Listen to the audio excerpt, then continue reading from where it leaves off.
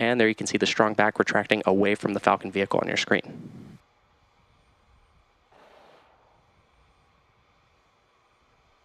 At this point in the countdown, both the first and second stages are nearly fully loaded with 1 million pounds of rocket-grade kerosene fuel and liquid oxygen.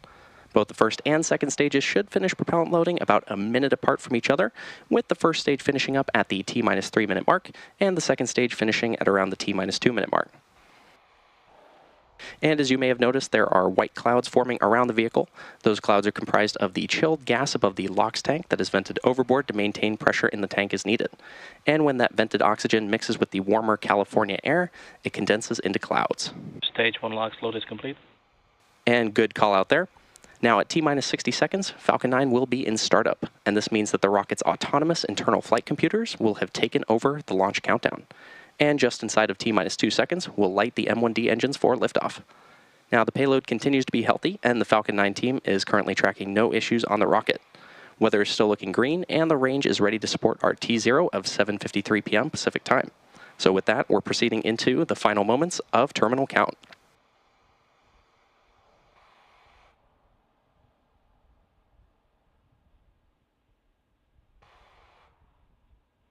Coming up shortly, we should hear a call out that Stage 2 LOX loading will be complete on our vehicle. That should happen in just about 15 seconds from now.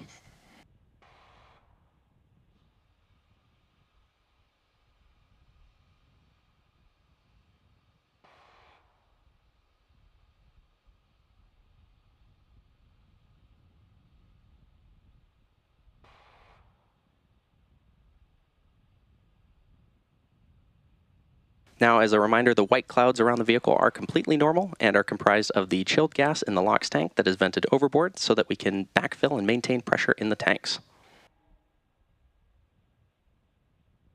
Stage 2 LOX load is complete. And there's that call out for Stage 2 LOX loading completion. The Falcon 9 rocket on your screen is now loaded with 1 million pounds of fuel and oxidizer. In just about 30 seconds from now, ground gas closeouts. Good call out there. In about 25 seconds from now, we should hear the call out that Falcon 9 is in startup, which is when the vehicle's autonomous flight computers will have taken over the launch countdown.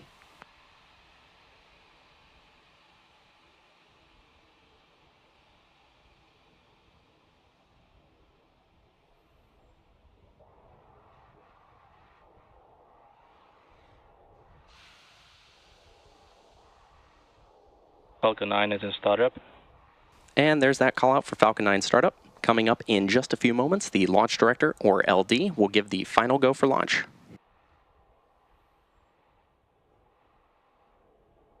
LD is go for launch. And there's that final go from the launch director. So with that, let's sit back and watch as Falcon takes the NROL-153 mission to space. T-minus 30 seconds.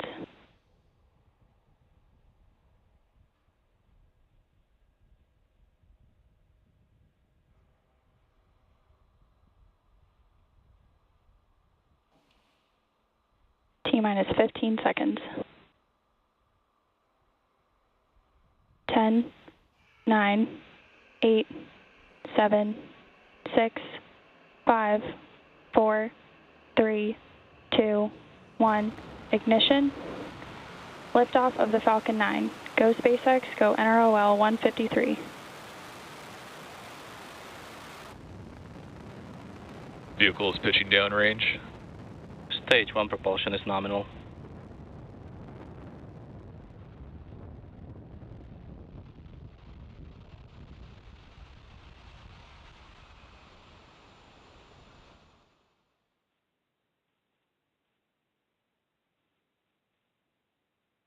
At T plus 30 seconds and counting, Falcon 9 has successfully lifted off from Slick 4E at Vandenberg Space Force Base in California.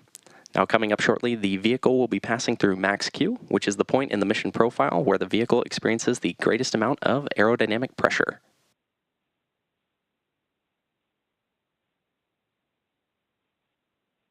Falcon 9 is supersonic. Now, it doesn't look like we're going to catch it in the view today, but as many of you know, there are multiple wildfires currently burning around the Southern California area. Our thoughts go out to those affected. Good call out there for max Q. Our thoughts go out to those affected by the fires, and we here at SpaceX want to give a huge thank you to the firefighters working to put them out, as well as the other emergency crews and Power and telemetry nominal. as well as the emergency crews and volunteers working to keep everyone safe.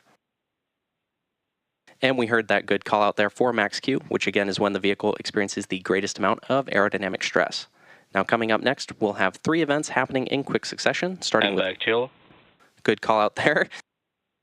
We'll have 3 events happening in quick succession, starting with MECO, followed by Stage Sep and SES-1. Main engine cutoff, or MECO, is where all 9 Merlin 1D engines shut down to slow the vehicle down in preparation for stage separation, which is where the first stage separates from the second stage. Followed by this, the MVAC engine on the second stage will light, which is called out as Second Engine Start 1, or SES-1. Now this engine burn lasting several minutes will propel the second stage and the payload to orbit. And in addition to these 3 major events, the fairing halves will separate about 30 seconds after SES-1, so keep an eye out for all of these events coming up starting in about 10 seconds from now. And as a reminder, we will not have any views of Falcon 9 second stage or the payload at the request of our customer. Main engine cutoff.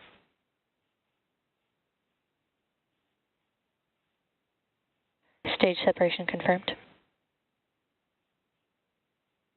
MVAC ignition. And good series of back-to-back callouts there, which again were MECO, followed by stage separation, and then SES-1. Now coming up shortly, we should hear a callout for fairing separation, but as a reminder, we will not be showing it on screen.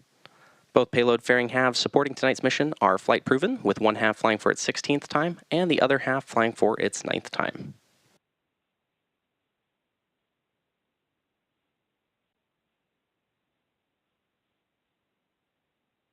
Fairing separation confirmed. And there was that call out for successful fairing separation. We'll be attempting to retrieve these fairing halves again today once they fall back to Earth with our recovery vessel, Lauren C. We're currently at the T plus 3.5 minutes mark into today's mission. Now the next major milestone coming up in just under 3 minutes from now will be the entry burn of the Falcon 9 booster as it continues on its journey towards our drone ship called Of Course I Still Love You, currently stationed in the Pacific Ocean. Now to start the entry burn, we'll be relighting 3 of the M1D engines, which is similar to pumping the brakes to slow down the vehicle as it passes back into the Earth's atmosphere. We need to slow down the vehicle to reduce re-entry forces, which then Vehicles are on a nominal trajectory. good call out there, which then helps us recover and reuse the first stage. Now during the entry burn, Falcon 9 is decelerating by firing its Merlin engines, but it's still moving incredibly fast, and this causes the vehicle to fly through Merlin's exhaust gases, also known as the rocket's plume, which deposits a layer of soot on the vehicle's surface. That soot comes from the carbon-based fuel that Falcon 9 uses, and with each flight, the soot builds up a little more on the outside of the vehicle. Now, to give you an idea of how fast the rocket is traveling, keep an eye on the booster's telemetry at the bottom left-hand corner of your screen, which displays the current speed and altitude of the rocket.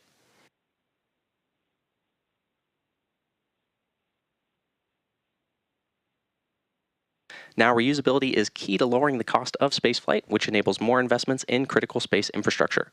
The Falcon 9 first stage that is supporting today's mission is performing an entry burn for its 22nd time tonight. This booster previously launched several NROL missions, as well as SARA-1, the Surface Water and Ocean Topography, or SWOT satellite, Transporters 8 and 9, Bandwagon 2, and 13 Starlink missions. The payload fairing halves supporting tonight's mission are also flight proven, with one half flying for its 16th time, and the other half flying for its 9th time. Now we should be hearing that call out for the entry burn in just under a minute from now.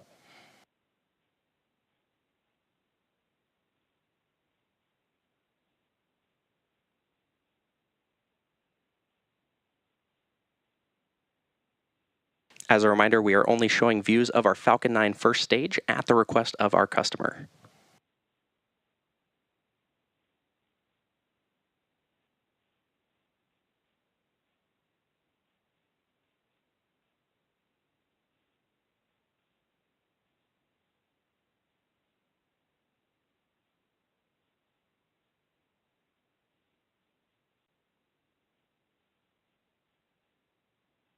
We should hear that call out for the Falcon 9 first stage entry burn in just about 5 seconds from now.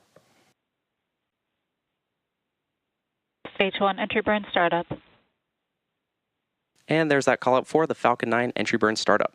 This burn is set to last about 20 seconds and again is slowing down the vehicle in preparation for its final burn and landing.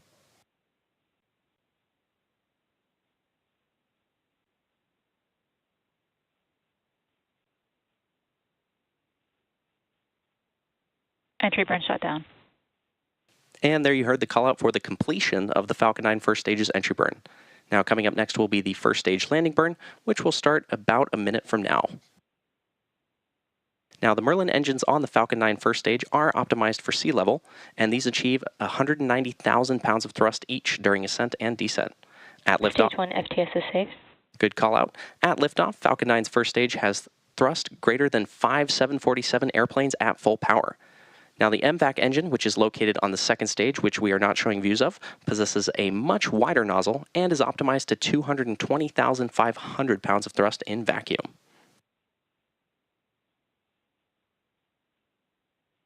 Coming up next in about 30 seconds, we'll have the landing burn of the Falcon 9 first stage.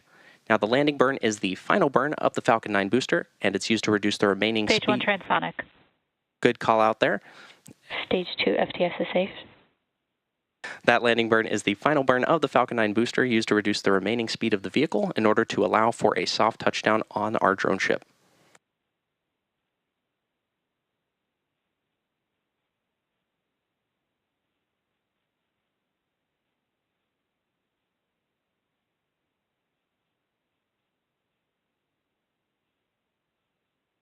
Stage 1 2 landing terminal burn. guidance. And there was that call out for the start of the Falcon 9 first stage landing burn.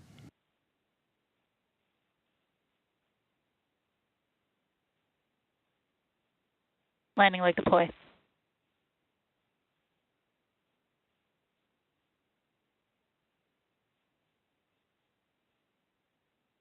Stage 1 landing confirmed. And there you have it, successful landing of our Falcon 9 booster on our drone ship, Of Course I Still Love You, in the Pacific Ocean. As a reminder, this was the 22nd launch and landing for this first stage. Now, as a reminder, we will not be showing any Stage 2 or deployment views at the request of our customer. So with that landing of the Falcon 9 booster, we'll be bringing today's webcast to a close. Good call out there. But before we go, we have some additional updates for those impacted by the fires in Southern California.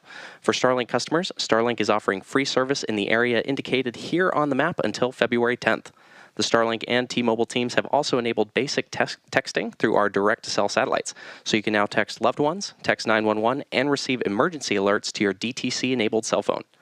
Make sure to follow @Starlink on X for updates as we work with local response teams on further opportunities to help, and check starlink.com/LA wildfires for more information.